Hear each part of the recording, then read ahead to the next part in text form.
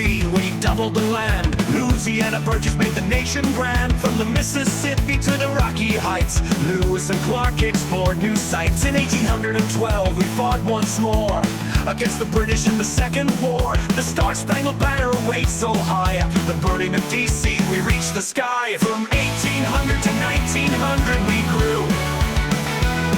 A century of change, old and new. Through wars, expansion, and a civil fight, the American story reached new heights.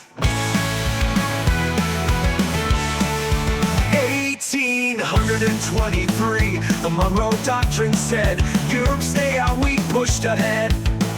The Western Hemisphere was our own place for freedom's growth and the nation's grace. 1830, the Trail of Tears began. Native lands were taken, it was a cruel plan. But the country pressed on with growing might as the Industrial Revolution changed the sight. From 1800 to 1900 we grew. A century of change, old and new. Through wars, expansion, and a civil fight, the American story reached new heights. 1861, the nation split. The Civil War raged, both sides were hit. North against South, blue against gray. 4 bloody years in a deadly fray. Hey, yeah. In 1863, Lincoln made a stand. The Emancipation Proclamation freed the land. In 1865, the war was done. Slavery ended, but the healing had just begun. From 1800 to 1900 we grew. A century of change, old and new.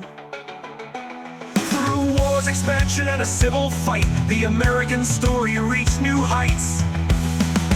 1867, Alaska came. We bought it from Russia, adding to our name. Reconstruction tried to mend the scars, but the fight for freedom still had its bars. The Gilded Age brought wealth and strife.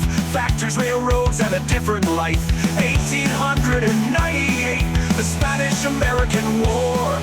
Cuba was free and we gained more. From 1800 to 1900 we grew. A century of change, old and new. Through wars, expansion, and a civil fight, the American story reached new heights.